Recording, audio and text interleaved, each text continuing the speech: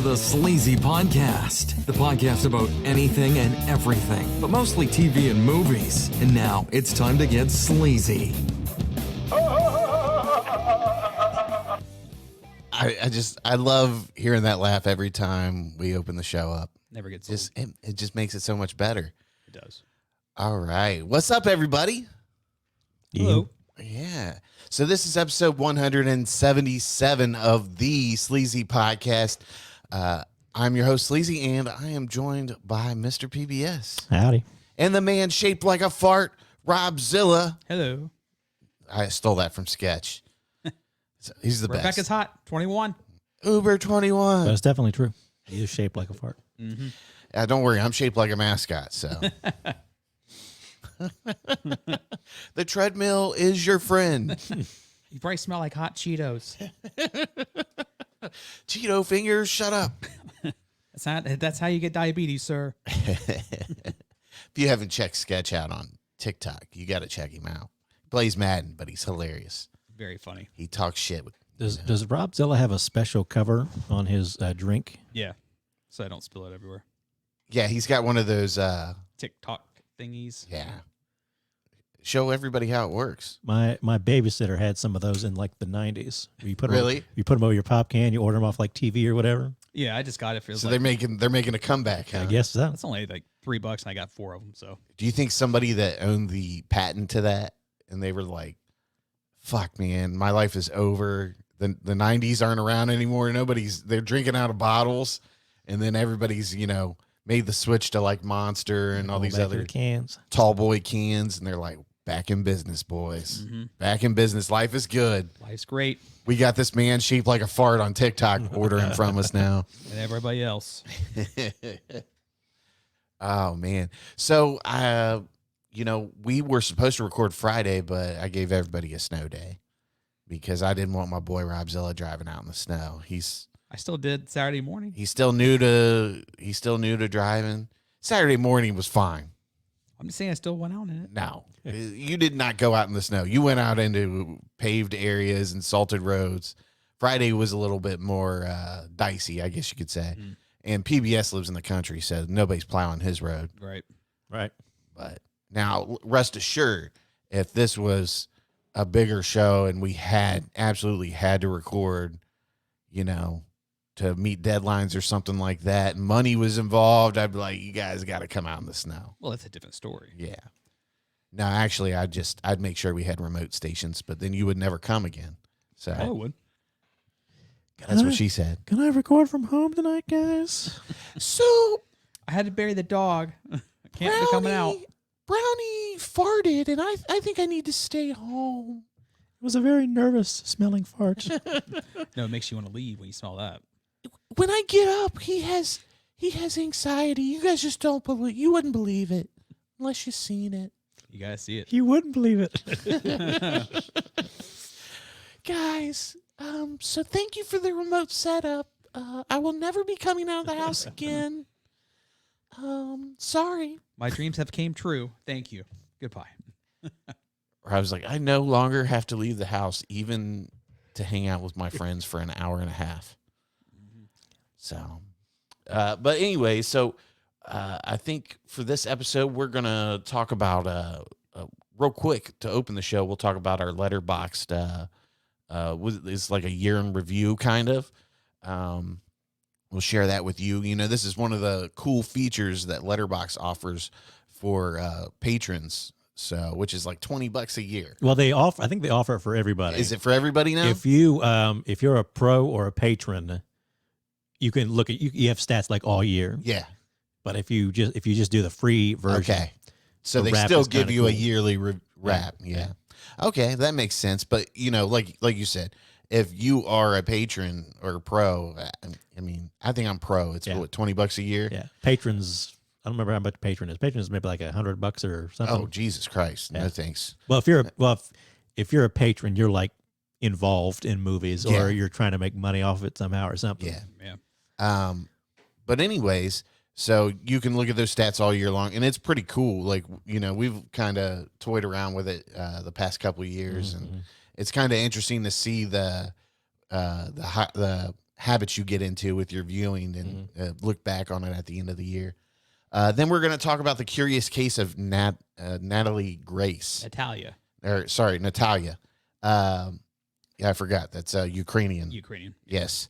But we actually covered that on Crazy News about a year ago or something like that. Yeah, something like that. Year or two. Then we're going to talk about Echo on Disney Plus. I don't know how much we're going to talk about with that, but we'll talk about it. Then we'll move on to Reacher Season 2. And to close the show out, we're going to talk about True Detective, the series premiere of True Detective Season 4. Night Country. Yeah. Night Country.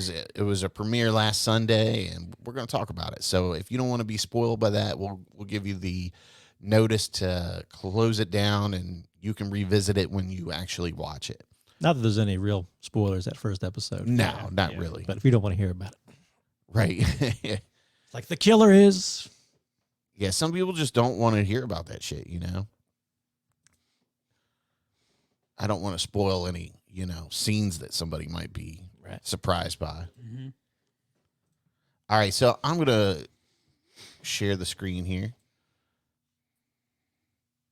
And we'll do it.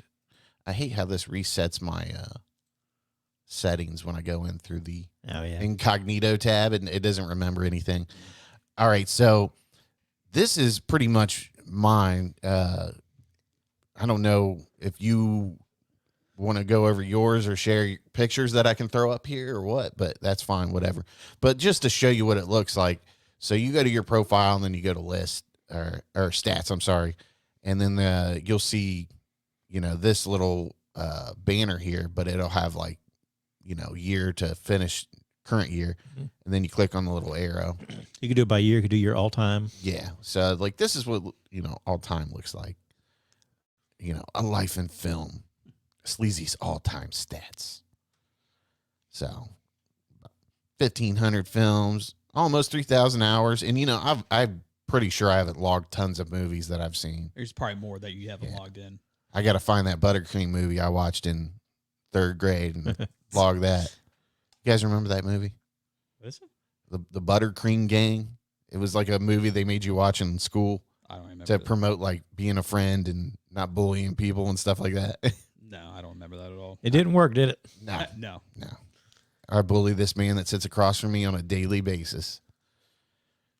All right, so look at those rookie numbers: 187 diary right. Numbers up. Some people have like hardcore goals for the year, and I'm like, do you like take a shit? I mean, how do you have time? I have 228. Wow. I'd like to get like a movie a day. I'd like to get like 300.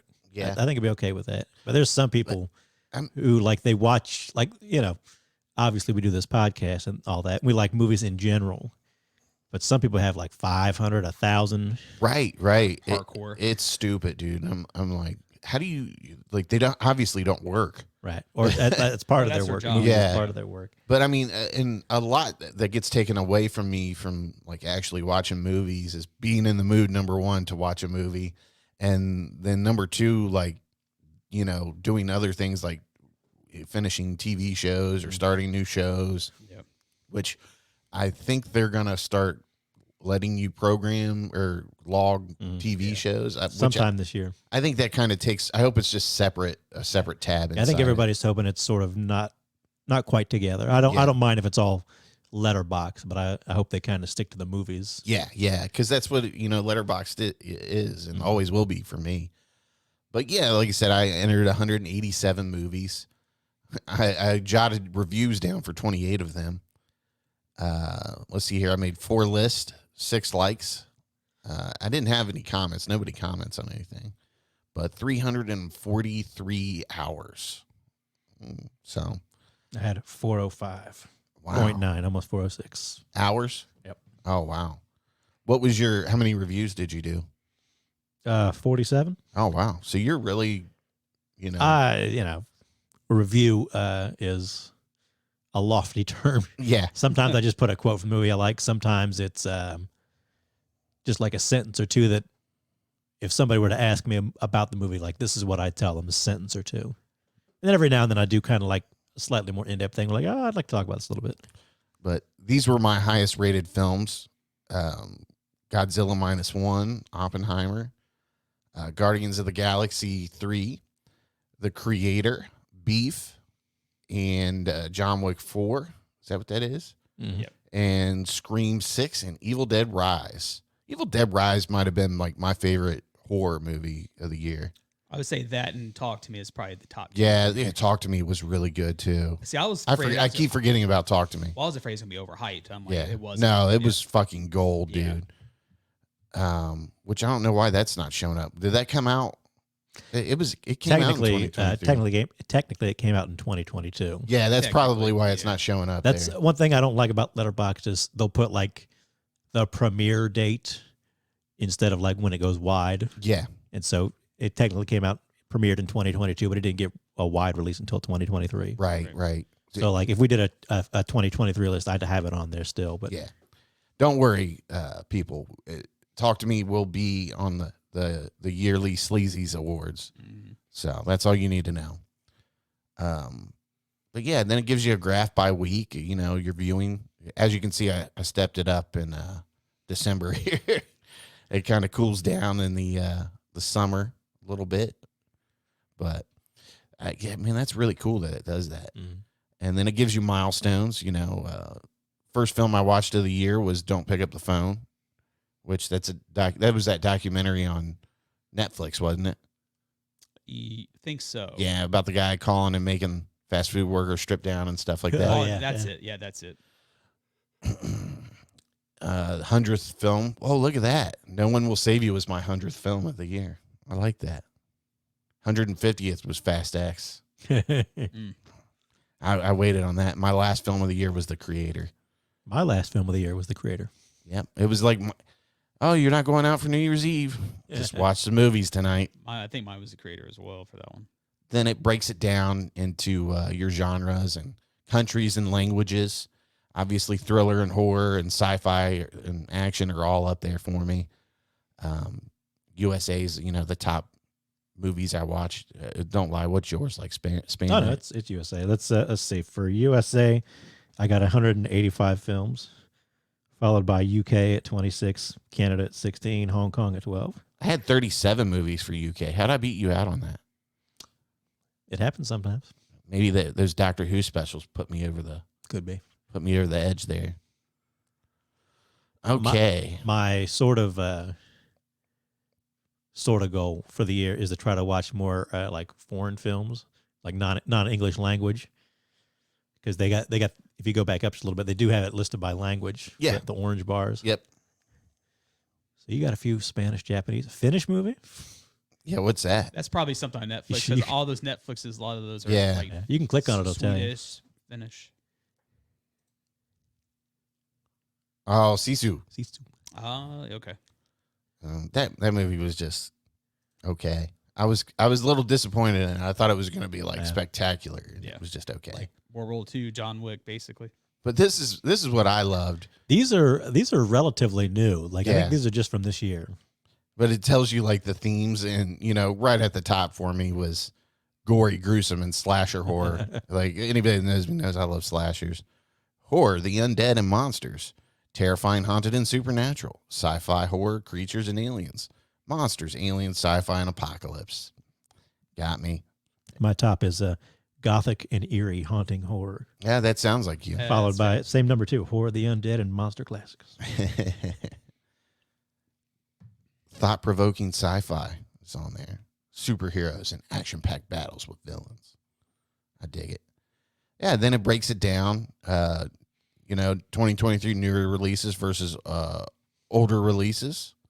So looks like I watched a little bit more older there. New versus what you've been rewatching. I don't really rewatch a whole lot of things. It's hard to find the time anymore. Yeah. The only time I rewatch movies is Christmas and Halloween. Reviewed and not reviewed. So as you can see, I don't really review a whole lot of things. 85% of the movies. Then it gives you, your most action, your most watched stars. So Who you got? Who's your top 5 there? Oh, let's see here. Who's this guy? David. That's Malchin. Yeah, Oh. there you go. I'm just gonna start letting you pronounce names. Yeah, I'm tired. I forget how to do it. It's I'm so tired of butchering people's names. Arnold He's always in those Schwarzenegger. weird movies too. Like he's always that weird, creepy guy. I can't believe Pete Davidson's on this. how Like, many? What's it say? I can't read it. on 4 here. films. 4 films. Yeah. Joshua McKell, 4 films. Allison Janney. She's always in tons Yeah, of shit. yeah, She's like that guy or that gal you see in Yeah, shit. she's good. Carrie Ells, that's, okay.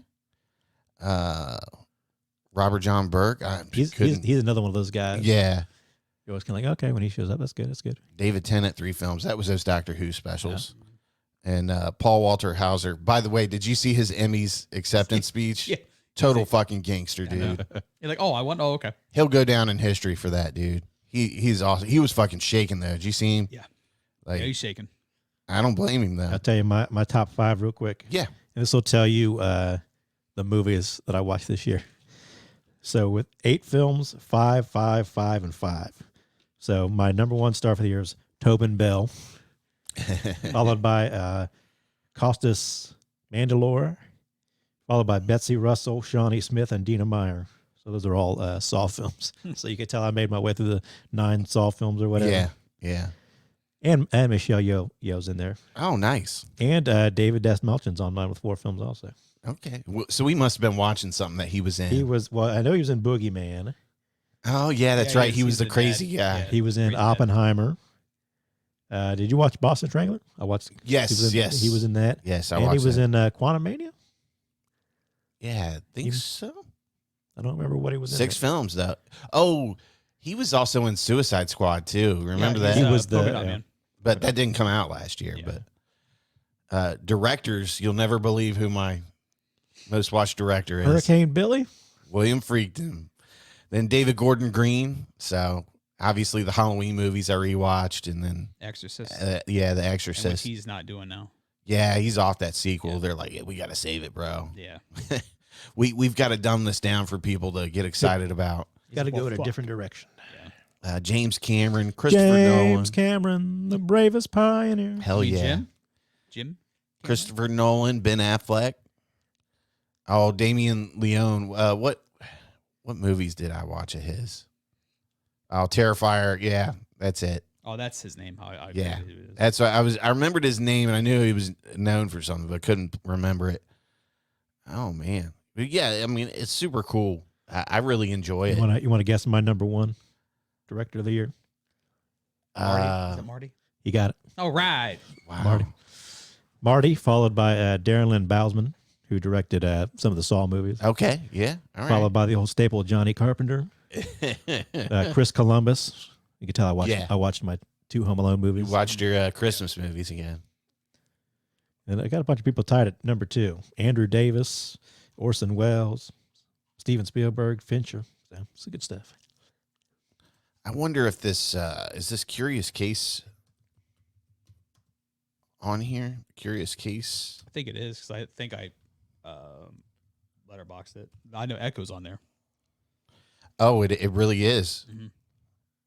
It's kind of weird what they put on there and don't put on Yeah, there. like I don't- some things Some they they do. count as specials and not Yeah. shows or whatever. Well, it's because they put what was the Mike Flanagan one this year, House of Usher, on Yeah. there, and it's just a limited series or whatever. But they don't have his Midnight Mass on there for some reason, and it's just a limited series too from a couple years ago. So Yeah. it's kind of funky what they do and don't put on there. Right. So moving along, we covered this on Crazy News a couple years ago, maybe last year, something like that. But it was about this family. So I'll just read you the synopsis here on this. This Stranger Than Fiction series explores the question of whether Natalia Barnett is an exploited Ukrainian child with dwarfism or a dangerous adult masquerading as a child. Featuring exclusive bombshell interviews with members of Natalia's adoptive family, relatives, friends, legal experts, and neighbors, this docuseries offers a never-before-seen glimpse into the Barnett family, Natalia's identity, Michael Barnett's October 2022 trial, as well as key insights into new theories and evidence. So I'll go ahead and put this on the screen so you can see it real quick. But that's it. And you can watch this on Max. HBO Max. I just want to say HBO yeah, Max. I mean, it is what it is. But it's actually an ID channel special, I want to say, or something like that. Yeah.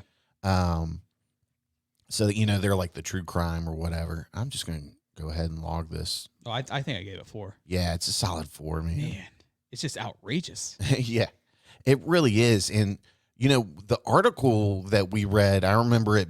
It was very vague. Yeah, well, I mean, nobody knew a whole lot about it. Yeah. But I remember it just painting her as an adult and terrorizing this family. Right. And the family was stuck with her. Yeah. But you watch this documentary, it's completely the opposite. Yeah. They fucked this poor girl up. Yeah. Big time. She's already fucked up anyway. Yeah. I mean, she's already got the odds against her. Yeah. But, to start this out, they adopt her from this family that she had been, already adopted through in Ukraine or something like that. Yeah. And she was adopted through was it an orphanage through there or something like that? Yeah, something like that. But her mother gave her up, obviously, because of her birth defect. Right. And so the Barnetts adopted her. You find out later on that it's kind of like the only reason they kind of adopted her was for some kind of image, because they had already had a genius kid with autism. Right. He's a genius. So And they they- kind of, I guess they thought it was good for business to add a kid with dwarfism and, conquer that on top of their autistic child. Mm-hmm. But anyways, they adopt this girl. The first day they adopt her, they adopted her. The meetup point was in Florida.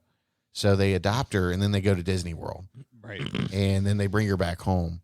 But this poor girl, you don't hear any of this until later on in the future episodes, but the mother was torturing her. Yeah.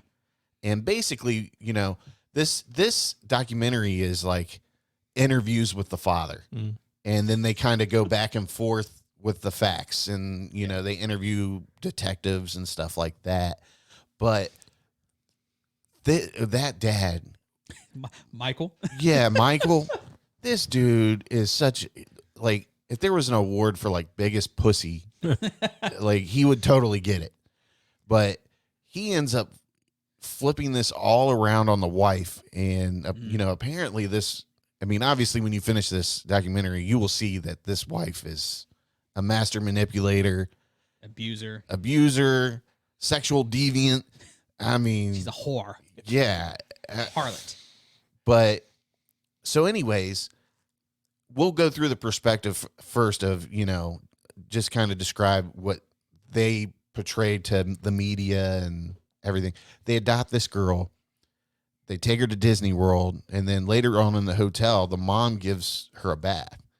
And Michael says he's out, with the other kids and and he hears a scream for him to come in there. He comes in there, and when they're giving her a bath, they discover that she has pubic hair. So they're like, what's the deal here? Did we just adopt an adult? Right. And further along, we're going to progress through this. They start saying that she's threatening the boys. She's waking them up, standing over their bed. Not that she can stand over their bed. Yeah. Staring at them with a knife. And she's just doing all these things like poisoning the mom, putting Pledge in her coffee. Right. Like somebody isn't going to notice what Pledge isn't in their coffee. Well, they even said too that she's taking their toys and then they're walking. She drops them in the street so they can go get it and get run over by a car. Trying to get the boys killed and just one by one trying to kill this family. And it was so bad that they had to put a lock on her door and lock her in her room at night. And, Michael, he's just like describing these things, and he's so, I don't know what the word, like enthusiastic in his descriptions. And he's a very animated dude. So I did send a message to Sleazy. I said, I would be shocked if this man did not get less than an A+ in drama in high school. That guy, he makes the documentary. It's just, you're sitting there laughing like, is this even fucking real? Yeah. But it's to the point where, they're frustrated or whatever. So they end up getting her age changed somehow in court from, I want to say they thought she was like 6 they got her changed to 22. And they keep referencing this card that they found in her book bag that's, clearly had a different age or something of that nature. I think it's like a Ukrainian, birth certificate or something. Yeah, like that, something of that nature. But they get this poor girl's age changed to 22 in court, like somehow miraculously, and they dump her off in a apartment and just leave her there, buy her groceries and just leave her there and she's a pest. She's bothering the neighbors. She's trying to play with the kids across the street. And it kind of tears you because the people that lived in this apartment, they all think that she was way older than what she was, the way she talked. And, they thought it was strange that she was playing with the kids. Yeah. But, I mean, there's so many odd behaviors where you're just kind of like, well, maybe she is an adult. Well, I guess they kept saying that she was doing saying sexual things to her neighbors, like grandsons were coming over and saying stuff that wasn't. She was going into she would just walk into people's apartments. And go right in the refrigerator like she was hungry, didn't have any She'd food. go into another guy's apartment and I guess she tried to fuck one of the guys in the laundromat and he was like, I don't feel comfortable with you. I'm going back home. Yeah. And so she ends up getting evicted from this apartment. So they find her another apartment in what was some trashy area in Indiana. High rate crime area. Yeah. And it wasn't a 1-bedroom apartment. And keep in mind, this girl has... It's dwarfism and then it's another type of... She's got... Her feet are all fucked up. She had to have surgery of some sort. And they put her on this second floor apartment in the middle of nowhere. And she ends up befriending the downstairs neighbors. And I think, don't they eventually adopt her later on? Yes, that's the couple, yeah. I think he's like a pastor, and his wife, and then their kids. They've got fucking 12 kids. Yeah. They just collect kids. Mm-hmm. But anyway, and it just keeps going from there and there. And she's supposedly getting her adult GED from an adult learning school. And the people at this school, they just kind of realize this isn't an adult. This person can't comprehend certain shit, but they're not really slow. So there's something going on here. This is a child. We're pretty sure this is a child. Right. So they end up calling the cops or something like that. But that's the way it's presented to you in the beginning of the series. So it's basically like the first season, basically. But I love how they did this to where they would, as they progressed further in the story, in the investigation through this documentary, they go back and they play interviews with the dad, Michael, and they catch him red-handed lying. It's like 2019, 2020. I mean, go back. He's literally on film saying one thing, and then later on he's like, it tells a completely different story. Right. And I love how they pull it up and they show you that, well, he said this. Yeah, but when I saw that, I was like, oh, this dude's a piece of shit. Yeah. Once they caught him lying the first time, this dude's a piece of shit. And he ends up, so to make a long story short, they end up finding out that this girl, she's not an adult. Yeah. And it pretty much goes back to where then it gets into a legal situation where they've now dumped this poor girl in 2 apartments to fend for herself. And, when you're 6 to 9 years old, she's between 6 to 9 years old. You don't have the mental capability and the physical capability to take care of yourself. But they end up, bringing charges against him and the wife. And while they dumped her in one of these apartments, they moved to Canada. They moved to Canada to pursue the one son who's autistic. Because I didn't even realize this, but these people were well known in the media because their son was some genius. Yeah, he's a savant of some sort. But they were on mathematics and stuff, because he can slide off the entire were they on formula. Dr. Phil, or she was on Dr. Phil later, but they were on some talk show or something. Talk show, news, across the board. But the mom wrote a book and she got Spark. She got an advance for $500,000 off of it. It's just crazy. And as the They had like a daycare, basically. Yeah. Daycare for special needs. As the season progresses, you get interviews from the neighbors, detectives. I mean, the neighbors in the apartment complex, and then the neighbors that were actually by the house. And it's funny, like the people in the apartment complex are 100% sure that she's an adult. Yeah. And then you talk to the neighbors that live next to them, they're like, no, clearly she was a child. Yeah. But man, it's just fucking crazy. It is fucking nuts. And you come to find out that the mom is the shadiest motherfucker probably that you'll ever read about, hear about. Mm-hmm. But she beat this girl. Maester.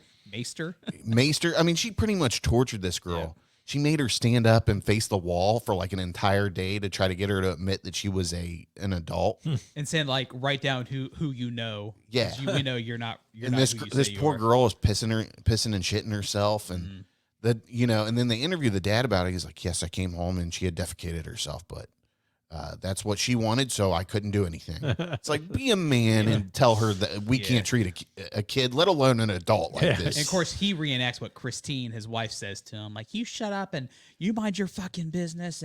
But it's so funny. Like, they clearly were in over their heads because when they got her, they didn't know the health problem she had. She had to have surgery on her feet. And to me, it was just like, oh, these people realize they got in way over their head and they can't afford it. So they're trying to get rid of her at all costs. Yeah. But they kept trying to get her adopted to fucking get other little people to adopt her. So she would kind of be with her kind, I guess.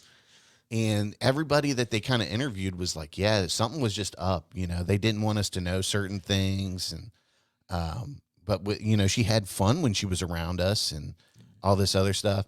But it was so bad. The mom ends up trying to force her onto another guy with dwarfism who's like some country, I don't know performer of some sort. I don't even know what you call that guy. But he's a hoarder, basically. And then you find out that the mom was trying to like, I don't know, like gain some kind of like sexual advantage over him. Yeah. She's sending pictures of her, showing her shit. And you're just like. And he's going through his phone and showing it too. And I mean, this guy saved all the conversations and the pictures, and he's showing the interview crew all this stuff. He's like, I'm gonna be honest, I said some things. Yeah, who wouldn't? The girl's flirting with you, and you're that type of dude that's just lonely in your house. You're gonna flirt back, I guess. Yeah. But I mean, that guy's gangster. He was gangster. And I mean, he fucking spilled the beans on that lady. He was like, "Yeah, I'm going to cooperate. I'm going to tell him everything because, and there was a point where." I think she even told him that she was underage, and she was like, "Don't worry, you can marry her or whatever." Yeah, and all this stuff, and then like I think even the police officers called him and say, "Hey, do you know this girl? And did you do this?" He's like, "No, I never been with a little person." It's just crazy, and then you find out later on in the docuseries that the only way they were able to change the age was they had a doctor that was a friend of theirs, and he wrote a letter to the court saying that they had all been conned and that she was, an adult. And the court just took the word of the doctor. Like, no big deal. Why didn't the court order their own, DNA to be taken or what, their own physical examination? You figure this is what I'm saying. Yeah, but it's so funny. They interview the dentist that they took her to. Yeah. And the dentist is like, yeah, I remember her and, I remember them visiting and we took x-rays to identify her age and all this other stuff. And he was like, 100%. He goes over the x-rays with her and you can see baby teeth coming in. Yeah. Or, not baby teeth, but adult teeth coming in underneath the baby teeth. And he's like, 100% I can tell you that they knew she was clearly a child between 6 to 9. And they, why they didn't ask for this, I couldn't tell you that, But it's just such a colossal fuck up between authorities, the court system, and and then the second season is this girl. She goes ham, dude. She starts going after these people in interviews, but they let answers. Yeah, they let her sit with like the neighbor. Yeah, and she's like, "Why did you let them tell me that I was an adult? You knew this. Why didn't you say something and take me out of that?" I'm like, well, this lady's just kind of minding her business. You should just lay off of her for a second. Well, and she even said that she was friends with her, so she kind of kind of believed her, and then she's saying, well, and turns out that Christine was a manipulator and she shouldn't have listened to her, and Right, this and that. right. But the sad thing about this is no one, like this poor girl hasn't gotten any justice, and she probably never will. I mean, other than a civil case, I would assume. Yeah. Which I hope she wins a civil case and just takes whatever the rest of the money that these folks have. Yeah. Um, I'll say Michael's not doing too bad because he's still got a sports car he's driving. So yeah, this dude's driving around in some convertible, like and Corvette looking thing, running out of interviews crying because he doesn't want to be asked certain questions. Don't you cuss? I try. We're a man of God here. Oh, I know. And the adopted Get the dad fuck out. starts. I'll say what I want to say here, dude. Get back. Yeah, I would just tell him, like, why don't you just shut the fuck up? Well, even just like with the dentist, like you hear the producers like, oh, well, we were just asking because they end up changing their age. He's like, oh, they changed their age. Why would they want to do that for? Yeah, I told him. Yeah. This is a beyond crazy story. Yeah. And, when we first got this, like, I was amazed by the story when Yeah. we read it off on Crazy News, because you're like, wow, this person's an adult and they tricked their way into getting adopted and just, having it easy for so many years or whatever. But then you find out, like, it's just totally fabricated because these people didn't want to take care of her. Yeah. They didn't want to do the extra work that they had to do. Because, I mean, let's face it, this girl needed special attention. Mm-hmm. There's some mental issues from where, being adopted and all that. And and what they end up finding out is that the reason why they're trying to make her 22 is because at 21 In Indiana, you're yeah. responsible for your children until they're 21. But she's disabled, so they would be taking care of her entire life. Yeah. So that's where they're kind of pushing for the 22, but found out that they would be stuck with her. Yeah. And then they just try to dump her off and hide her and hope something bad would happen to her, and they never have to. Yeah. I mean, that's why they put her on a second-story apartment. They were hoping she'd fall down the stairs or something. Yeah. And well, even like with the original apartment, like it accommodated with her size a little bit better than the other one, because she said it would take her a half hour to get the door open.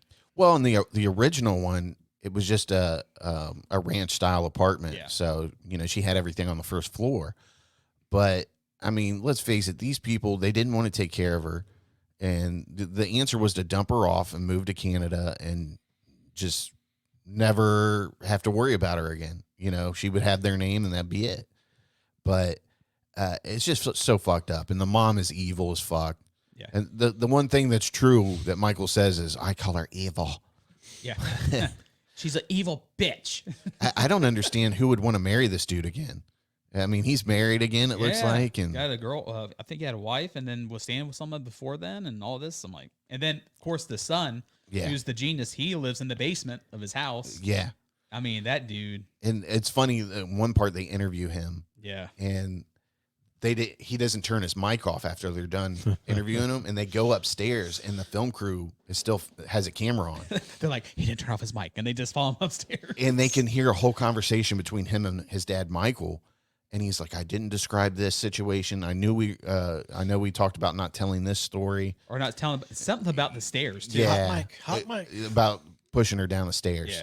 Yeah. And he, in the middle of this, he's like, oh, I'm such a fucking idiot. I left this microphone on. Let me turn it off. And the film crew's just downstairs, like, minding their business. Like, time to go. Yeah.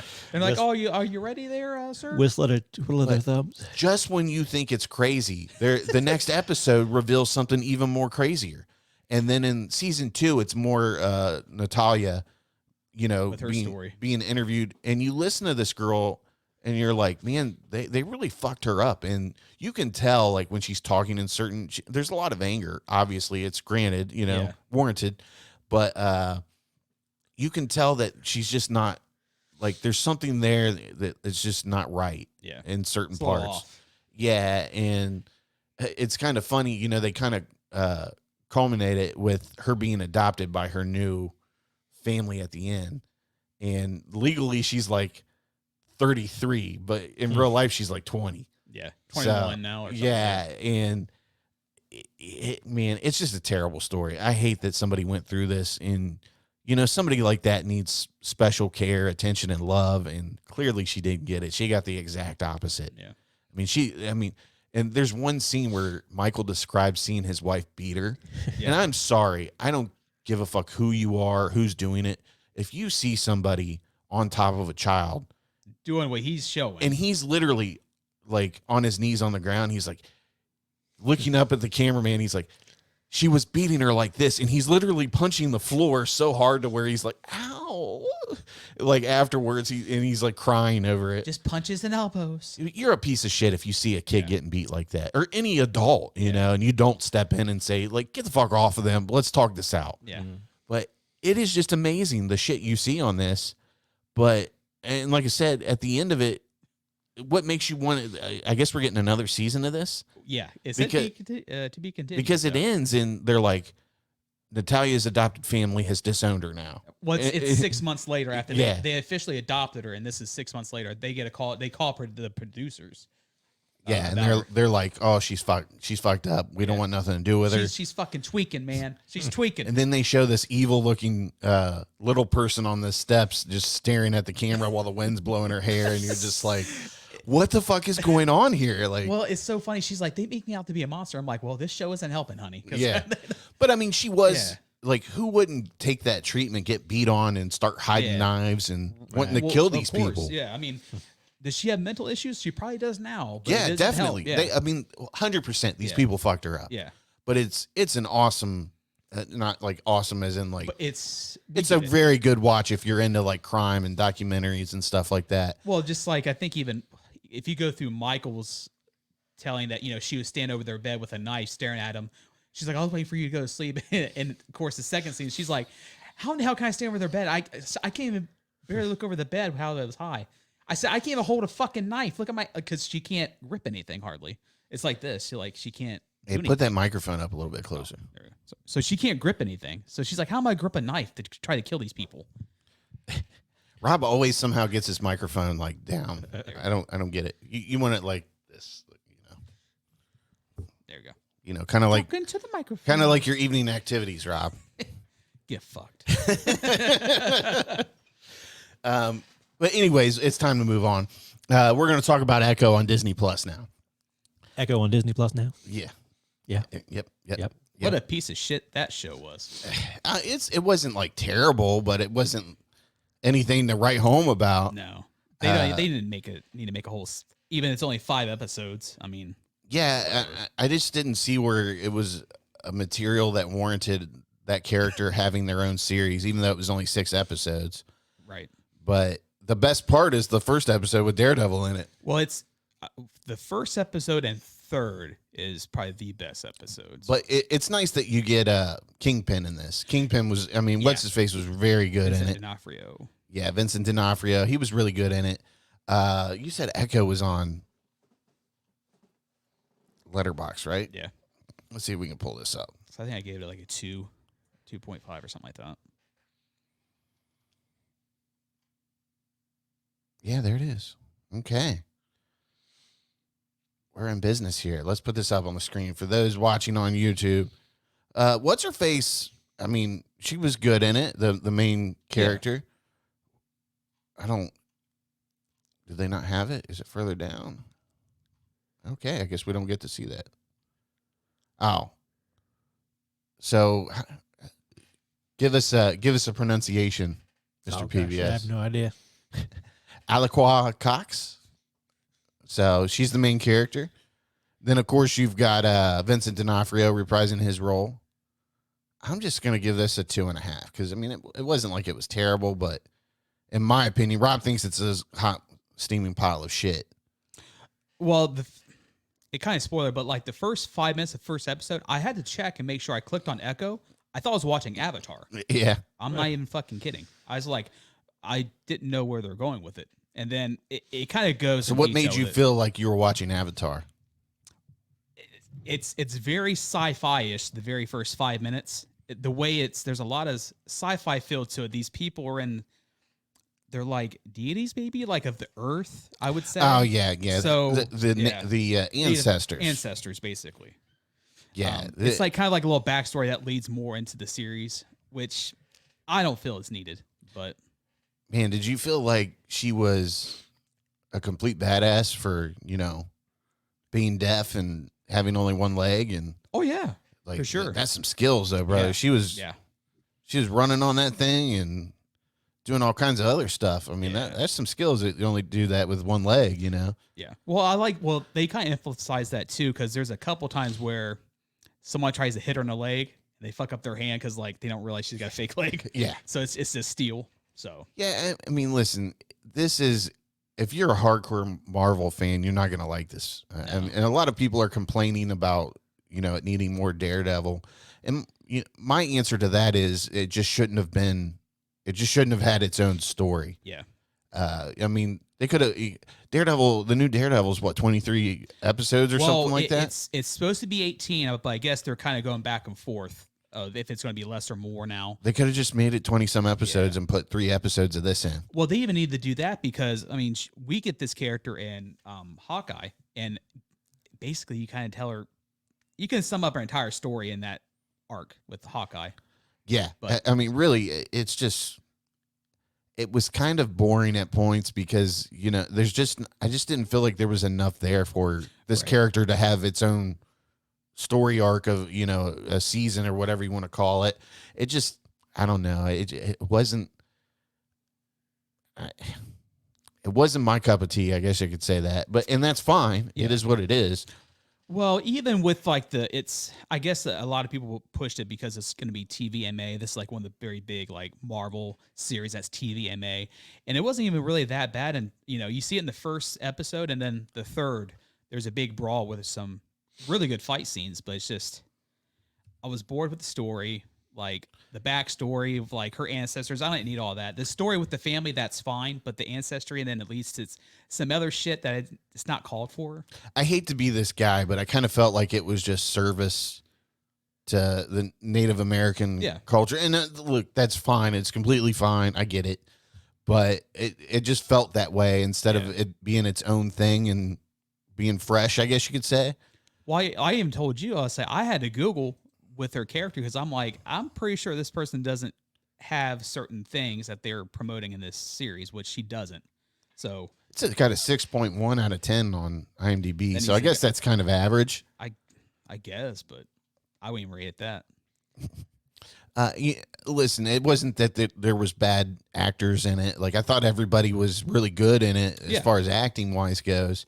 But the story was just kind of bland, and there wasn't an incredible amount of action in it. And the highlights of this are when the Daredevil characters are in it. Yeah. So, I mean, right there says a whole lot about it. Did you see the meme where people are making fun of how they didn't use the same hammer that the Kingpin uses to kill his dad in the original Daredevil series? They had a completely different hammer. It's been recast. And they were like, even the motherfucking hammer got recasted. Like, I thought that was hilarious. But listen, it's probably a skip if I'm being honest, and you want something good to watch and get into. I'm telling you, this probably isn't it. Well, I think they pushed it because this is a spinoff of Daredevil, so we're gonna see more Daredevil. You see him for not even 5 minutes. Yeah, and I mean, it's not like it sets anything up for Daredevil Reborn or whatever. Yeah. It's just. I felt like they were like, we need something to put out during this time of the year to keep up with the Marvel club and keep people invested in Disney Plus. I mean, in my personal opinion, they could have easily just moved her into the Daredevil Reborn and have her put in the series with Kingpin and them. Yeah, and that'd have been perfect for it. This could have totally been. Honestly, they could have condensed these 6 episodes down into one filler episode in the new Daredevil. Right. And I mean, I get what they're doing. They wanted to, showcase the Native American storyline and culture or whatever into this. But it just, like you said, like we're both saying here, it was a little boring and it needed a little bit more action here and there, and it just didn't deliver. Yeah. But when it did have action, it was really good. Yeah, I mean, the action that it had was good. Yeah. Like I don't think it's terrible, but it's just not. It's just nothing to like speak highly of or even recommend to somebody to watch when they're bored. Yeah. Like, hey, are you bored? Watch this and you'll be even more bored. But I mean, and this really showcases Disney just wasting money, in my opinion, like just to keep things on track or whatever. And like what happened to when Marvel was well planned out. And even the series on Netflix, they were well planned out and anticipated. Like this just came out and you're like, oh, Echo's on. So it is More Marvel. Yeah, more Marvel. It's not going to be really good, but just keep up with it. It's Marvel. You can watch it. Yeah, that's all it is. No, you don't have to watch it. You can just skip it. Just wait for the new Daredevil to come out. Yeah, it doesn't set anything up really. Yeah, I saw one guy when he was, people are obviously complaining that this didn't have enough Daredevil in it, and he was like, "You're not watching Daredevil." Yeah, I'm like, well, you're not getting the point that we're saying. It's just not good enough to be on its own season. There's just not enough here to make an entire season of it. Mm-hmm. And then they changed things to make it a whole season. Yeah, like this character never had any kind of powers or something. that's my whole issue. Then at the end, the whole family's running around fucking punching people with the power of their ancestors and get stuff the fuck like that. out of here. I even Googled that. I'm like, let's see if this bitch has powers. No, She doesn't. she gets powers like I think the Phoenix Force in the comic books like one time, but she's comparable to Taskmaster, where highly physical flexibility. I feel like they could have done something good with this character. Mm-hmm. If they would have made it a little bit more darker and edgier, and they tried, but it just something is just not there. It's like Feige. Just go watch what they did for Daredevil on Netflix. Right, That's all you got to right. do. All you got to do, dude. Yeah, I mean, like it was kind of boring. Like the Punisher, the one Punisher season was boring, you know. But it's like this motherfucker should be killing people left and right here. I mean, yeah, where you're like, man, this kind of sucks, and there's just too much downtime with this Yeah. character. It's like we know who the Punisher is. We know what his issue is. It's just like, and then they but with the Punisher, they saved it with a very kick-ass battle at the end. yeah, But not with this. I'm sorry, not with this show. So this is a pass from us at the Sleazy Podcast. We're recommending you pass this. yeah. And we Mr. PBS took our recommendations so good he just didn't even think to watch it. Yeah. I passed on it so hard that I've passed on every other Marvel show too. I don't know. I mean, I'm trying to think the other.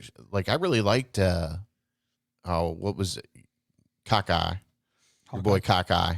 Well, I like that series. Hawkeye was. I thought Hawkeye was really good because it had good characters in it, and it was set around Christmas. Yeah. And Well, it kind of sets up with I didn't think it was boring. right. Just say that.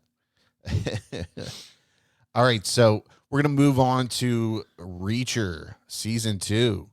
I know Rob is just itching to talk about this. Love Reacher. Spill the beans, buddy. Spill the beans.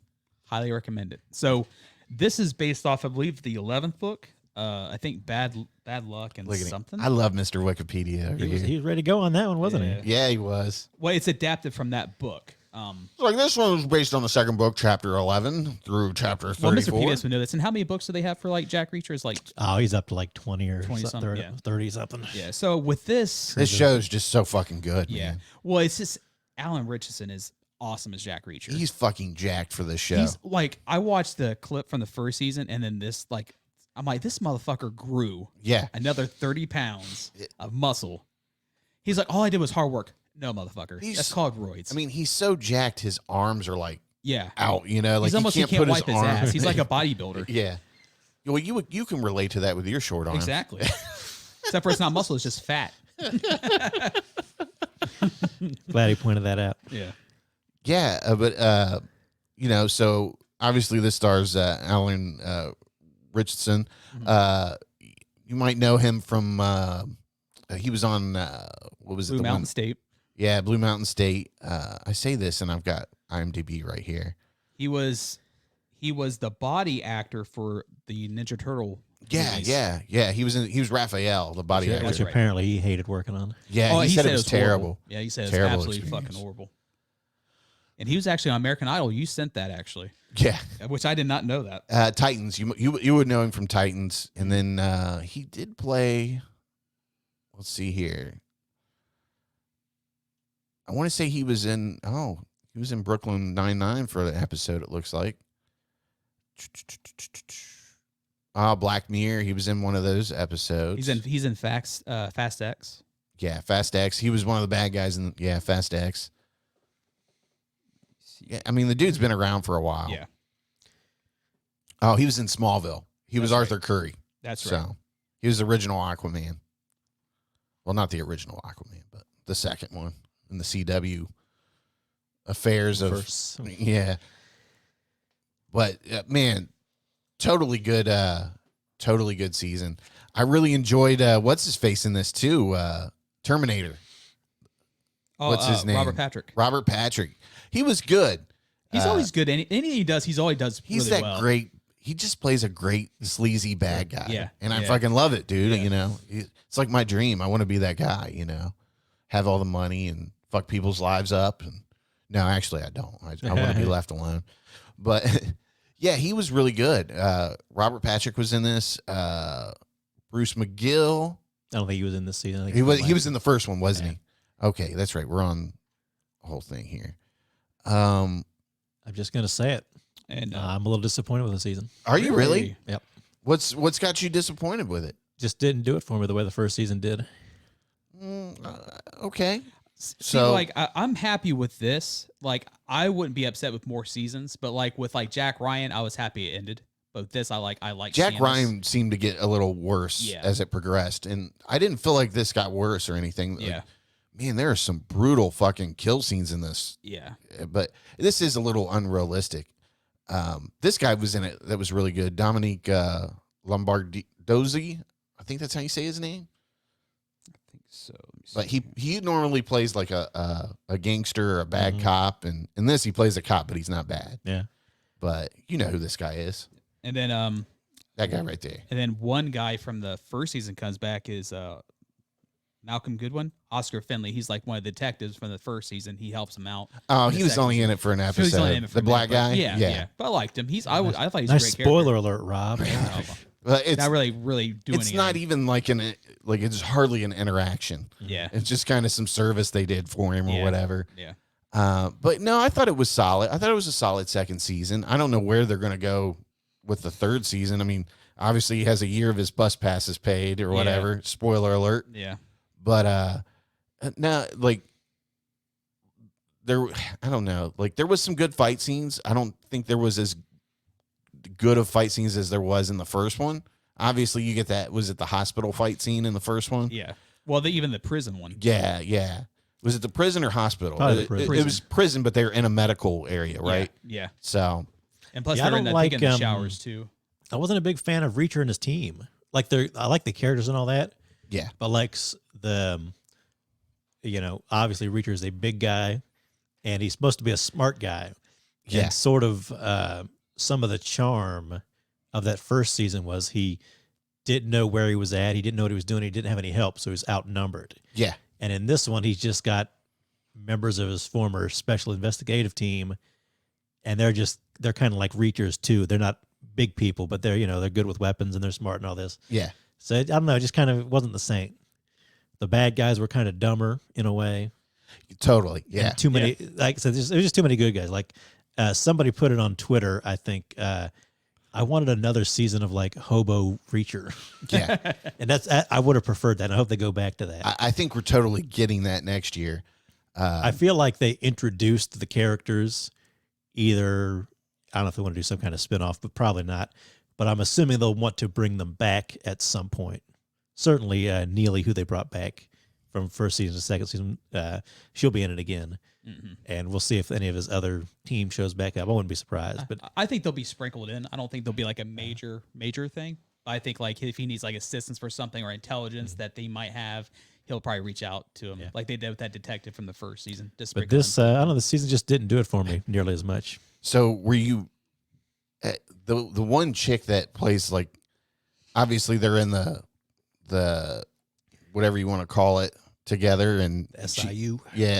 she's helping him out in this new mission for this year, but I felt like she wasn't the best actress, I guess. Like she felt kind of cheesy at times. Yeah.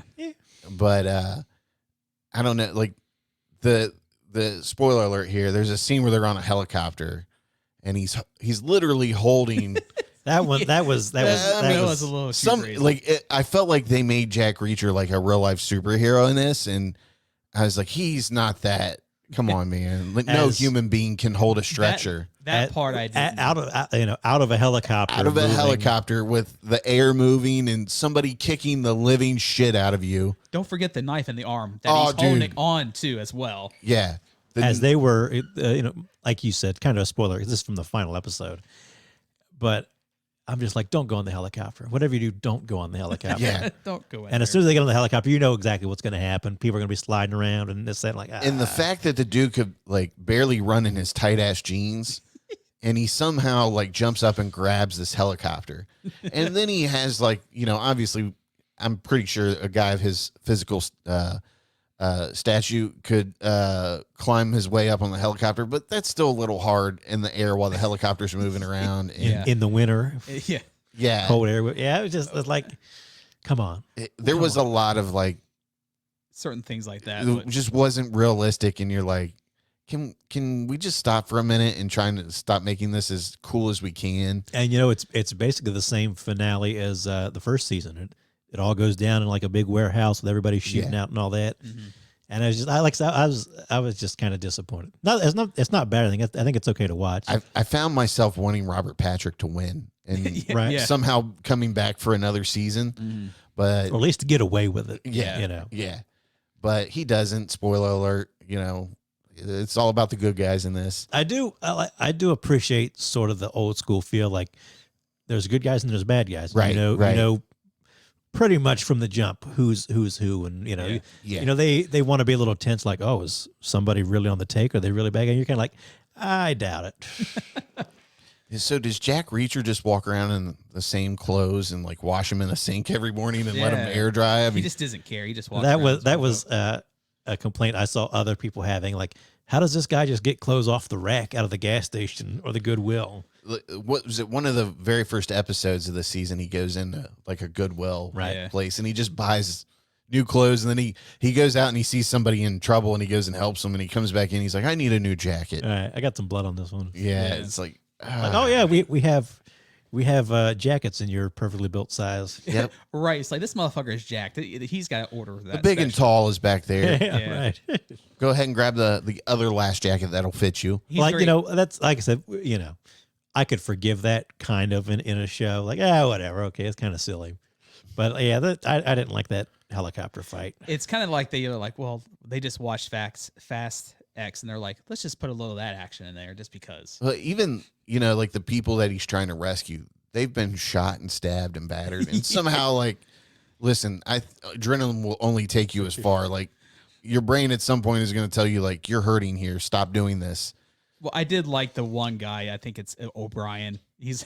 He's like, oh, you still using brass knucks, huh? So I mean, like, at least he's being the equalizer here because he's not the biggest, so he's got like a switchblade and a brass knucks to fuck people up. Yeah, I mean, I felt like the storyline was pretty good for this this season, you know, and they kind of backtrack it so you see what's leading up to these events, and then they throw you back in the present, you know, some Quentin Tarantino style stuff. That was kind of there's two storylines basically going on. There's the one happening now, and there's the one right. from the special investigative unit when they got together.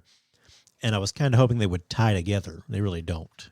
Yeah, It's just kind of his way of being like, oh yeah, these are my team, and these are our morals, and this is what we did. It just explains why these people are in the current storyline, Right. pretty Well, much, like how he knows them. It kind of sets up a little bit with one character because it makes you believe that character is doing something, but that's the only thing it kind of ties to. Like, Yeah, a but little even bit. then, like, but even then, I doesn't didn't really, buy it. Yeah, it Like, doesn't. oh, really this go one forward, guy may have done something, maybe, but not really, but maybe. Yeah. Don't that's the best way to insult describe it. Mr. PBS's intelligence. He's like, I see what the fuck you're doing. No. I can just see Mr. PBS sitting at home. He's got the candle lit. His book's ready to go, but he's finishing up Reacher to commit to the show this week. And he just throws the popcorn at the TV like, no.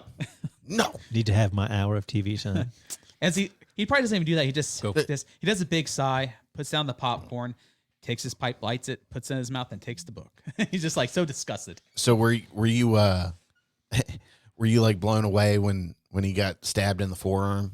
And he's just like, He just left it in. yeah. You know, like that's gotta hurt because that's like you're hitting bone, right? Yeah. You're hitting bone. And he's holding a person on a stretcher. like an industrial. Yeah, I mean, granted, it's a lady, so I mean, he can probably curl her with his big ass arms that he has, but still, he's got a fucking like hunting knife in his arm, you know, and you're like, what the fuck? No human can do this. It's spoiler, and then on top of that, she gets out somehow, and then she takes the knife out of his arm to stab another guy. It's just like it's just ridiculous, dude. Like, I wish she would have done it. He would have dropped it like, oh fuck. If we would have all been watching that scene together, we would have been in tears together because I mean, we'd have all just looked at each other like really. It is again during that scene where the guy climbs on Reacher to finish him off and then tells him his life story. Like, I'm gonna go back to your friends and tell you I did this. Like, no, just like I'm gonna give you two options. It's like, motherfucker, you don't do that. Just get rid of that guy. You know, like the helicopter, like even though it's flying kind of level, you know, the wind, you're going through the wind at that height, you know, and Reacher's just not even moving. Like it's like he's on the edge of a building or something. No wind is sucking him out or anything or blowing in his face. Like, come on, people. At least give us something realistic here. His hair's perfect. Not even blown in the wind hardly. I mean, it's a great watch. Don't get me wrong. I really enjoyed watching it. I mean, it's fun. Alan Richardson as he's really good as Jack Reacher. But there's a level of cheesiness that is involved in this production. You know, it's like you watch like an old show like MacGyver. And I love MacGyver. But you watch that show, and there's just so many times where you're like, if this guy would have just shot MacGyver in the head, the show's over. We wouldn't have the discussion right now. But you let it go because it was the 80s or 90s, and the show was doing this, that. But like when I watch a show anymore, and you're thinking like you should just be shot in the head right now, I would shoot you in the head right now, and we're done. Like you got to give me if you're gonna do like the James Bond, sharks with freaking laser beams on their head. You got to have like a reason to do that. And if you kind of lose me sometimes at that, like, no, just shoot him. Just shoot him. If you don't have a reason to not shoot him, just shoot him. Yeah, there's a point in the finale though where you're like Jack Reacher just walks in and gets his way into the warehouse. You're not going to shoot me because there's one loose end. Like, no, I'm going to shoot you, and then I'm going to go shoot the loose end. Then we'll shoot you. And it even contradicts itself because Robert Patrick's character is like, well, how about I just get her dad, and that'll get her to come out. Like, problem solved. All right. Just shoot Jack Reacher in the head and call it a day. It's like, I'm just going to get her dad. Pop, pop. I mean, that's it. And I mean, chances are, if Jack Reacher is here, she's probably not far behind. So right, do they think I'm going to need you to go hide? Yeah. It's like we all die. I swear to God, they pulled a scene from RoboCop at the end, but they shot that guy. Right. I'm like, I was thinking of like Peter Weller getting shot. Yeah, it's hilarious. That was just like that was overkill. When you see that, you're like, really? They needed the all unload clips into this too? Like. But man, Jack Reacher was fucking cold blooded in this season, wasn't he? Very end that last season. What's your excuse? Yeah, you're gonna get out of here. He was just shooting people in the head and wait till over the ridge. Like, I don't think you want to reach for that gun. Yeah. And he's like, yeah, don't do it. There's a couple of things I did. Well, there's one they did. He's like, well, I'm gonna do this. I'm gonna do this. She's like, I gotta cover your slow ass. And I'm like, he is running pretty slow because he's so fucking big. So yeah, that's what I'm saying, dude. Yeah. He's so fucking gigantic. He can't fucking move. Like he can't get shot in the fucking kneecap from a sniper because he's so fucking big. Man, poor Jack Reacher. He gets laid in this season too. Now, I shouldn't say poor because I mean that chick is pretty hot, but it's just like before I was your supervisor. You watch this series and you're like, Jack Reacher's got to be on the spectrum, right? I mean, he's some kind of like genius and faisan, or faisan. I don't know why I said that, but he's just excellent at killing people and remembering things. So I got to think he's on the spectrum of some sort. So when that girl goes in to like kind of initiate the sexual contact, you're like, oh, there's no way Jack Reacher's fucking this girl. He's not interested in sex, right? And she kind of has to manhandle her way into getting some ass from him. But you're like, we're wow, doing this now. Okay. If you say so. She lifted him up and put him on the I won't say no. on the kitchen counter. And the poor guy's like beat up like with 20 some people by now. Like he's got to be sore and just not willing to do anything physical at that point. But we only have a minute. Well, it's gonna be more than a minute. Yeah, get the fuck out of here. Did you one of the last scenes? Did you see like the muscles popping out of his back? The back of his neck. Yeah, I'm like, Jesus Christ, this motherfucker looks like Bane, dude. It's so funny because I saw on TikTok like they did interviews. Like I did it with hard work. He's like, no, motherfucker, you're on TRT. And it's like they were just riffing on him so bad. Like you're on roids, dude. Calm down. Jack Reacher really is like a savant of like killing people. He is. Like, he's got to be on the spectrum and just. It's so funny. He's like, no guns. They gotta be quiet. That's why they got knives. He's like, that's right. I was like, I'm gonna cut you up. Did you feel like there's a scene where obviously Robert Patrick's character is torturing Jack Reacher, trying to attempt to torture this man? And boy, you can tell the age and the level of fitness that Robert Patrick has, because he's like obviously swinging and they're cutting away from it at the last second. But you can tell when he comes back up, he's like, like there's a giant breath being taken and he's trying to say his lines. And you're like, man. And it's like he's like, why did they need to have him torture? Yeah. Like guys like that don't do the torturing. Yeah. That was one of my problems. Like there was no like secondary bad guy. Yeah, I mean there was, but he just wasn't. He was just like the buyer. He's just and seller. standing there watching this with a gun. Like, you pay that dude to take care of business. Yeah.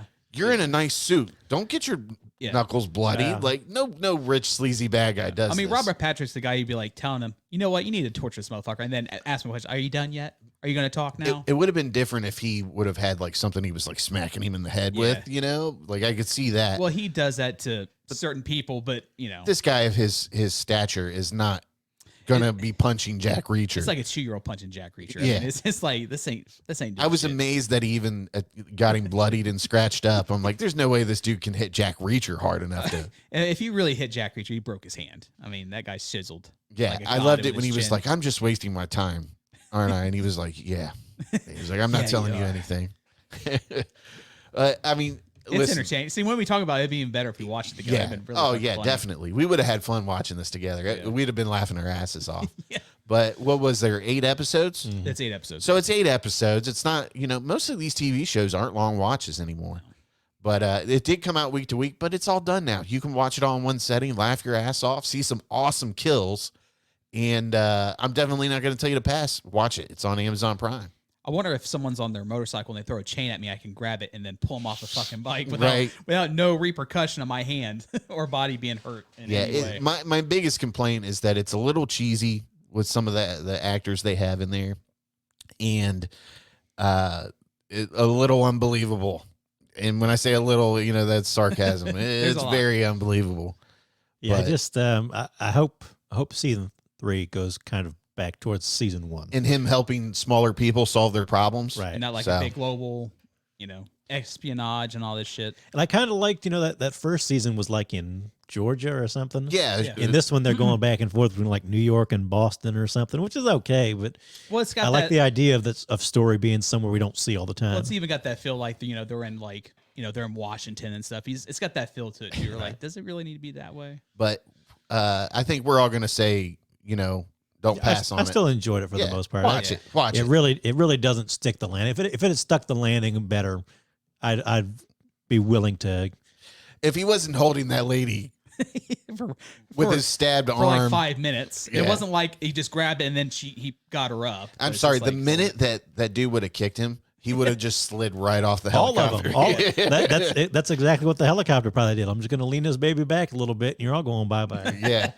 So I'm gonna solve my problem real quick. Like I said, I just that Yeah. whole And if you're that helicopter pilot, wouldn't you just like fucking lean it up and then go park the helicopter and rid yourself of this experience? He's like, I'm just going to save my own ass here. I'm just going to dump everybody out. Yeah. It's just something, man. Okay, so we're recommending you watch Reacher season 2. if you liked season 1, season 2 is okay. And if you haven't watched Reacher at all and you like action and these kind of over the top situations, it's your show. It is. Check it out. It's kind of some good old fashioned, like what do they call it, dad TV or whatever. Yeah, definitely is. Well, it's funny too seeing Jack Reacher talking shit to people. He's like, "Oh, really? So you have 12, we have 9. You're 4 too short," or some shit Yeah. like that. Yeah, That's what I'm saying. He's on the it's fun. spectrum. Yeah, it's fun. This motherfucker's on the spectrum. He's got like the statistics and everything and the odds mapped out. He knows if he's going to win or lose. You should like write them, and I want you to lean into the fact that Reacher has to be on the spectrum. Lean into it. We should like all make it like a actual like episode about that. Like the next season needs to have like Jack Reacher saving an autistic doctor and the doctor realizing that he's on the spectrum and helping We him with found his out, Reacher, you disability. are on the spectrum. God damn it. Joe lied to me. And then Jack Reacher needs to sue the U.S. government for taking care of, somebody with a disability all these years. I need my benefits back. Yeah. But, okay, so we're going to move on. Definitely watch Jack Reacher. We're going to close the show out with our thoughts on True Detective Season 4, Episode 1 that premiered last week. So this, not that we didn't already spoil Jack Reacher for you, but if you don't want this first episode spoiled, probably tune out and then tune back in after you've watched it. Yeah. Again, like I said, there's nothing really to spoil. But if you want to go into it fresh. Yeah. That's the best way to say it. Okay, so I'm trying to look here. Let's see if we can pull this up. I was so this season I think it was written and directed by what's her name? Issa Lopez. Yeah, written and directed by. Yeah. Yeah, so it's kind of funny. Like, I stayed up and watched this last Sunday after all the NFL games, and I was like, I did as well. I was like, if I'm not gonna watch this tonight, I don't know if I'll be able to watch it the rest of the week because I just had so many things planned. But it was well worth it, man. And I'm stoked, dude. This just has a very creepy vibe to it, with it being in Alaska and they're in their period of where it's all nighttime. Yeah. For 24 hours. It has a very The Thing and 30 Days of Night. Oh, I know. Yeah, That's it what definitely is. does have that vibe of Very 30 Days of Night and then The Thing. obviously. I think it's almost trying to avoid it, even though there's like Easter eggs everywhere. she's mentioned it's an influence, but I think they're trying to not make it like obvious, even Did you see that spiral there? Yeah. Mm-hmm. Yeah. By the way, what cop is allowed to have facial piercings in their cheeks like that? Wouldn't that I think she's supposed to be like a native person. She's native. So she's allowed to have. What if she gets punched in the face?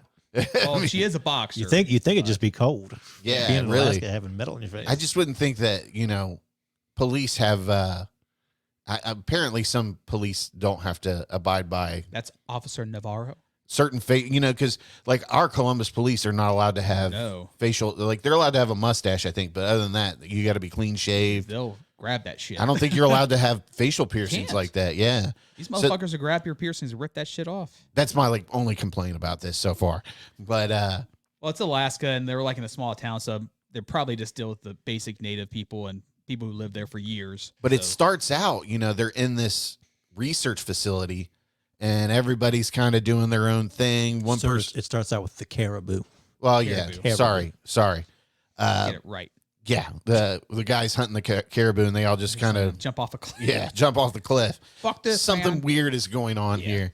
But then it goes into the research facility. Everybody's kind of doing their own thing. Like one person's watching Ferris Bueller's Day Off. Somebody's reading a book. Somebody's doing exercising. laundry. I'm glad they exercising. weren't watching The Thing. I'm glad they were at least watching watching like Ferris Ferris Bueller's. Yeah. Then one guy's actually doing like a little cooking video Yeah. for somebody. TikTok, YouTube, whatever. Somebody. Yeah. But he finishes up his sandwich or whatever, and he's like showing it off, and then there's a guy that just walks in right behind him with some jacket on, and he says something, and then it cuts to it moves into our main character, which is obviously Jodie Foster's character. But it does a really good job with introducing the characters, I thought. Yeah. And from there, you kind of see them going through introducing other characters, and then it kind of flips it back.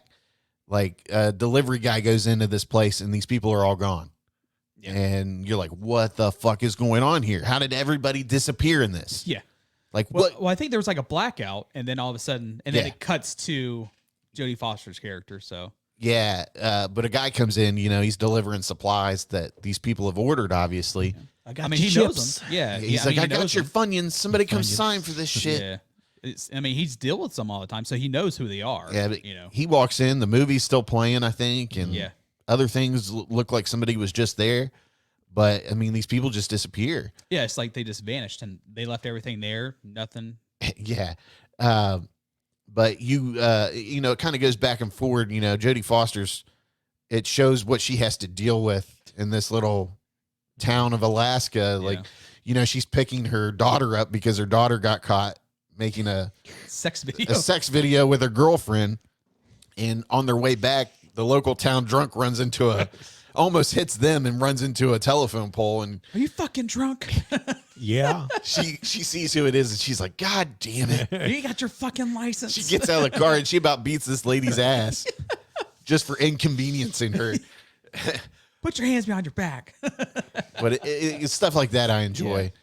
But then, you know, she gets obviously fast forward, they get her back to the police station or whatever, and then they get a call they need to go out to this research facility. And she goes out there and she happens to look and she's like, this has been longer than 72 hours or something like that. You're better at describing these things. Well, they figure out you know, they're investigating because we don't know how long it has been either. So they're trying to figure out, has it been a day, days? And they're doing their thing to try to figure out how long it is. And so they go through and they find some evidence. They find like you said, the food's been left out, and they're trying to figure out, well, how long has it been left out? You know, they find a tongue, which will lead into other parts of the story. Do they say the tongue belongs to the person who's missing? I can't remember. They're assuming, but they were doing a test or running. I couldn't remember if they figured that out 100%. Yeah, they're assuming, and I think they're trying to figure that out. Yeah. That like get concrete evidence that it is. Well, I know Navarro is really, she wants to see it because she's pushing for it. She's like, well, it's getting sent to the lab. She's like, well, I want to see it. Right. It all leads back to a disappearance, or it's a murder, right? It's a murder case. Yeah, murder case, which brings in the other cop with the facial piercings. And that sort of leads into, you know, this murder happened like 6 years ago. And they're trying to figure out, well, does this have anything to do with it? Could it have anything to do with it? Why would it have anything to do with it? Is it tied together or what? Because it's kind of funny. Jodie Foster's character, she has a run-in with the other cop. And she's like, listen, you can't be here. This isn't your investigation. You need to get out of here. Right. They're different cops. Jodie Foster is like the town cop. Yeah. And she's like a trooper, basically. She'd be the equivalent of like some kind of trooper. Yeah. I wish they broke this down into like where you could view the cast and seasons. They kind of all mix them together, and I don't like that very much. I didn't realize.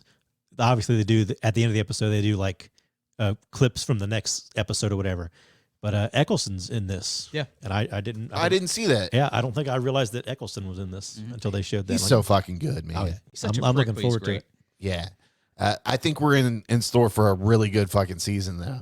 I'm like I said, I sent you guys in the group chat. Like, it didn't draw me in as much as I hoped it would.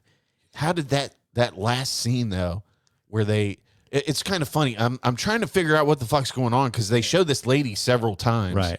And she's just out like walking around. Well, she's doing like shit out in her yard or whatever. Right. Her snow-filled yard. Yeah. I mean, everything's covered in snow. I think she was like gutting an animal. Yeah, she was gutting a deer or whatever. Yeah, and she keeps seeing like, I'm assuming that's her dead husband. Yeah, I think I read that it was her husband. It's just this white guy with no shoes on out in the middle of snow, so he's dead. You know, I didn't realize that at first. I thought it was supposed to be like one of the guys from the base. That's why I thought it was too. I was like, is that one of the researchers? And I kind of like, that's one thing I kind of didn't like, is that they're kind of making it seem very supernatural from the go. Yeah. Which isn't a bad thing, but it's just, I was kind of hoping it'd be maybe more hinted at, as opposed to them just showing like, oh yeah, I was just and maybe later following my dead husband's ghost or whatever to this spot. Or maybe be later revealed more supernatural when it got more into the series. You see this shit and there's no other explanation why an entire building of people disappear. And then they cut to another scene where a lady's following her, you know, presumed to be a dead family member that they're obviously nobody's standing out in the snow in the middle of nowhere with no shoes on. So it's got to be either a hallucination or B. Either she's crazy or it's something, some kind of vision. But yeah, you're kind of like, it's got to be supernatural at this point. But now I'm thinking like, they're just going to drop a bomb on us where these people have their water poisoned or something. Right. And it's going to make it lead in the water. It's going to make me like pissed at the end. You know, it either has to be supernatural or it's going to be something like that. Yeah. So I'm just kind of like, where are they going? Well, they kept saying like, you know, she's awake or whatever now. Yeah. Yeah. So I went back because I haven't watched it in a while, and I went back and I watched the first 2 episodes of season 1 to kind of just get the feel back for that. And it's just so much of season one, McConaughey especially, he really just grabs you from like the first time he's on the screen. Yeah. And the way that first episode goes with him and Woody Harrelson's good too, but just the way that they start the time jumps like right out the gate, and it just really, that first episode really pulls you into the show, and you're like, okay, I want to keep going. And I didn't quite feel that with this one. Yeah, there's definitely no background on these characters. Like they just kind of clue in on the dialogue or whatever. And obviously they introduced the her other partner that she has, and it sounds like he's kind of sabotaging or keeping some evidence away. He's definitely he's a slacker, basically. well, he's definitely somebody he's a Robzilla. You keep your eye on him. Yeah. Yeah. Definitely. Like, who is this piece of shit? I need you to follow that. I'll do it in a little bit. That's fine. This guy's painting his fucking room blue for his new bride to be. Russian bride. Ukrainian bride, wasn't it? Sorry. I believe that's what he said. Ukrainian. Yeah. That's He made my it a fault. point for that. Yeah. That's my fault. Because I remember seeing that. I was like, man, I'm getting into a lot of Ukrainian Who was stuff. that actor? You got to pull it up on IMDb. I can't remember He's his name. the guy he played in Deadwood. He's in a bunch of stuff. Yeah, he played in Deadwood. He's one of those guys. Let's see here. Yeah, this guy right here. Yeah. John Hawkes. Yep, that it is. Yeah, he's always great in pretty much anything he's into. He's always that sleazy, like weasel guy, you know. So I'm expecting him to have something to do with. Oh yeah, something, you know he's hiding something. Yeah. And his son's like, "You fucking slacker, Dad." Yeah, and this is the other chick here that. Callie Race. Yeah, Reese? and she's a trooper. It says Trooper Evangeline Navarro. The way she has her way with her one dude, man. I was just getting ready to get into that. I told him, I said, "Did you not understand that she hate fucked that guy?" And then after that, well, maybe not toothbrush. hate. She didn't hate fucking, but she was the man in that situation. It's just for so sure. odd because like they just cut to this scene where she's knocking on this door and this guy answers and she just barges in pretty much. Wait for that dick. And then it just cuts to her doing her thing on top of him. And the guy is like, you can tell the guy's like worried about, like, I don't want to make a mistake here. And he's like, she's like, I don't care. he's like, hold on a second. She's like, She put her hand over his mouth, said, "You're gonna take that shit." yeah, she's like, I'm doing this until I'm ready to quit. What's the old Bill Cosby joke? I hate to say it. Like either I'm fucking or we fucking. Yeah. She was definitely fucking. She was like, I'm getting this whether you want it or not. And I mean, it's not like a scene where you have to use your imagination or anything. No. It's full on. Like, I mean, I would assume there's some kind of penetration there. But They had to sign a waiver for this scene, I think. I would think so. Cause I mean, she's like pretty much, I mean, she's on him just grinding away. And he's like, oh, wait, hold up. And she's like, no. She's like, I'm getting mine. yeah. The best part was she takes his toothbrush as a more SpongeBob insult. toothbrush. He's like, "That's my toothbrush." She's like, "Too bad, bitch." Man, how gangster was that? After she's done, she gets up and she starts brushing her teeth. Yep. And he's like, that's fucking nasty. And then she takes his SpongeBob it's a SpongeBob toothbrush and she just fucking takes it. Well, I'd have stopped her like, you just fucking raped me. You're not taking my SpongeBob. That's why I draw the fucking line. You ain't toothbrush." taking my shit. You know how long you got to wait for that toothbrush to get up here? Yeah. That's 6 months. Damn it. Well, in all seriousness, It was an electric toothbrush, by the way, too. So I think Jodie Foster's character has an electric toothbrush too. everyone should have an electric toothbrush. They're very good. When the article that Mr. PBS sent to, I kind of agree with it was because this season only has 6 episodes. Yeah. So it kind of feels like it's going to be a slow burn type of series, this one. So I feel like if you're going to do that, you do need to have like the 8 episodes to 10 episodes Yeah. to really get your story across, I think. Six to 8 just seems to be the magic number now for people. I Like feel they are like not into having filler episodes. Yeah, but I just feel if they're going to do 6, they had probably speed it up a little bit more in regards to the storytelling, in my opinion. I'm totally fucking psyched for tonight at 9:00. Oh, yeah. I mean, Yeah, like I say, as soon as football is over today, I'm jumping right on HBO Max and I'm fucking I told you watching guys it. last episode that I've heard from people who review the show that something happens like in the first minutes, like the first 10 minutes or something of this episode. And they're like, if that doesn't drag you in, then you're not, then just quit after that. So like I said, it didn't grab me as much as I was hoping it would, but I'm super into it. Yeah. And there was other things I didn't care for. Like it seemed like there was a lot of like background CGI Yeah, I that I noticed that. really didn't care for. I'd have just preferred them to find some way to shoot it real. I feel like they actually went and shot in like Norway or something. Don't you know that global warming is getting rid of these snowy areas? I guess. I mean, God. But there was one like PBS. where Jodie Foster pulls into the base, and like you see the garage door close behind her, and it almost looked like the whole garage door was like CGI, and like you couldn't just find a place to Like really shoot that. a place with a garage door. Yeah, it really. And there was a few other little places like that where it was just enough to bother me. Yeah. And you know, like when I want my True Detective, I want to see some real and some kind of creepy shit. Yeah. And I feel it's hard to compare it to the first season just because look, it's hands down one of the best seasons. Well, it's a totally different vibe, first of all. Well, it's the best season, and it's probably one of the best seasons in television ever made, in my personal opinion. So it's really hard to compare it to that. It's just kind of, you know, you can tell the creator of True Detective, Nick Pizzolatto. I always forget it. You could tell like he'd spent some time working on that first season. Yeah. That he just didn't have put into season 2 and 3 because they wanted new seasons. So you could tell whatever that those ideas for that season 1 have been stewing in his brain for a while. And when you do that, you can't. It's hard to fight against. It's just there.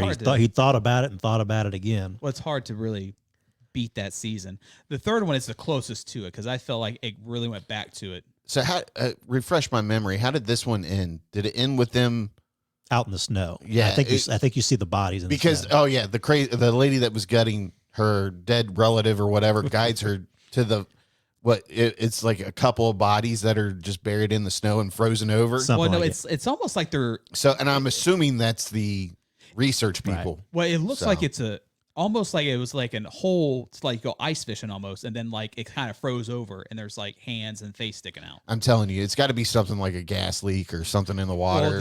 Well, it has to be because there's a mining thing that the miners work at, and that's why when she's brushing her teeth, she's using the water. And that's why he said, "Don't do that; it's gross." She's like, "Fuck it, I don't care. I just raped you. It's fine." Oh, I think we just solved True Detective season 4 right here. We did. It's God damn it. It's the real villain is bad like OSHA regulations. Yeah. Like that mine's been leaching into the water supply for decades now. You're all just lead poison. Yeah. Maybe that's like what we find out, like there's some fat cat, brothers that own the thing there, and they're just environmental shitheads, right. They're gonna drop that bomb on us. I'd almost be into that if that was like the end. Like, you've just all been like heavy metal poisoned. Yeah. Jodie Foster versus some rich fucks. Yeah. Fuck yeah. Well, even they do say with that girl who got beat, she was protesting the mining people and the company. Yeah, so I'm looking forward to all these things. Kind of tying in. I think we should talk maybe real quick about sort of the drama around it. That I guess a lot of people have been review bombing it. Yeah, definitely. I mean, people are. I did want to mention that because I sent an article where somebody talked about it being too woke.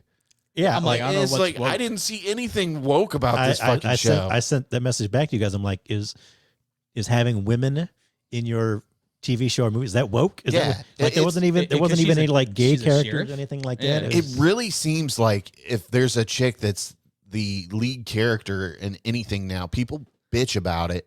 And they claim that, it's some kind of woke bullshit. Yeah, like, the dude was kind of Weasley. They're trying to feminize the man. Like, no, the guy was just kind of Weasley. Yeah. So is Quentin Tarantino fucking woke for making Kill Bill? Right. I mean, Jesus Christ, people, lay off of it. No one fucking cares about your bitching anymore. Right. Let's just get something straight here. We just don't want a shitty actor. Can we just get that across here? Yeah. Now, if it was a shitty actress, that's fine. But it's Jodie fucking They're not Foster pushing here. any agenda or anything like that. I mean, it's just a fucking detective story. Yeah, I really didn't like. None of the characters was gay or anything like that, or this or that. Like, I don't like. Where's the hot button woke issue other than? Well, we know Officer Navarro's not two women. No, Officer Navarro. She enjoys her, the company of a man. Yeah, she enjoys her men. That's for sure. And then the director kind of got a little bit of pushback because she said, "Well, it's just like season 1 bros and." And I forget who else she said. It probably is. Nobody wants anything to be better than that first season. And then she even kind of came back and said, I didn't really mean it that way because obviously we all love season 1. and we want the season 1 bros too. And like I said, I'm a season 1 bro. I love that season. Which is a hasn't great been season. matched yet. I don't even, and I doubt in the end. I think this season will match, but wouldn't- I just want it to be good. Why wouldn't you want something to be better than that? That means you're Right. going to be entertained off your fucking ass, man. Like, And I we'll just get more don't get. seasons. I don't get the motivation that some people have, and Yeah. these like review bombs and stuff like that. Like, go get a fucking life. And I don't have time to go and spend my energy negatively impacting something. You know, And, it's just and that goes to Mr. PBS has said this plenty of times. There's certain people who shouldn't be able to post online and have phones. yeah. Some people just shouldn't be allowed to access the internet. Yeah. It's just what it is. Why doesn't Facebook limit their interactions? Yeah, once you limit the amount of fucking ignorant people I got to deal with every day. Yeah, they call in and bother you. Yes, Okay. they do All right. all the fucking time. All right. Well, that's all we have for episode 177 of the Sleazy Podcast. As always, my call to action is to share the show, like, subscribe to any posts you see that we like. Just share. Sharing is caring. But I want to know what shows and movies you want to talk about. yes, and that will lead me into my next thing here. I created a Discord for the podcast, so you can go in there and you can tell everybody how much you hate Robzilla or hate me, for that matter of fact. But no, mainly it's for discussing the show. If there's something you want us to talk about, you can jump on that Discord and You want to share articles or whatever? yeah, share crazy news and we'll put it on the show. But you can get on there. You can discuss the episodes or anything like of that nature. It's mainly the only rule that we really want you to abide by is to make sure you degrade Robzilla. But other than that, it's there for us to discuss the show and get people engaged and for those of you that want a more personal It's interaction, I guess Still you a could work say. in progress. So, Yeah. I really haven't posted anything other than hi to people that have Right. joined it, but I'll definitely post like episodes and then you can comment on that from there. But you guys got anything you want to end with? We talked about this, but not on the show. But definitely check out the documentary American Nightmare on Netflix. Oh yeah, definitely. That is crazy And as well. My homework for everybody is to watch Ted on I didn't get a chance Peacock. to. Yeah, The Ted I've series heard good on things. Peacock is fucking great. I've heard great things. It's fucking great. You're gonna laugh your fucking asses off. I mean, Seth MacFarlane is a genius. He's a comedic genius. He is. But like I said, just make sure you subscribe, make sure you share, and Check out the TikToks and all that. yes, check the TikToks out. And I will at some point put the link for the Discord. But if you want to join the Discord, it's the Sleazy Podcast. You should be able to search for it. But if not, you'll be able to find my username. You can message me and I'll link you there to it. But Check out old episodes on YouTube and all that stuff. yeah, I need to get back to cataloging all of our old episodes on YouTube. That way they're all in one spot. But I think I got it pulled up to where it reads our podcast RSS feed. Yeah. So I just need to make that public so that people can see that list. But I'll figure out how to do that one of these days when I got free time. But as always, keep it sleazy. Thanks for listening to the Sleazy Podcast. Make sure you hit the subscribe button and remember, listen to Sleazy.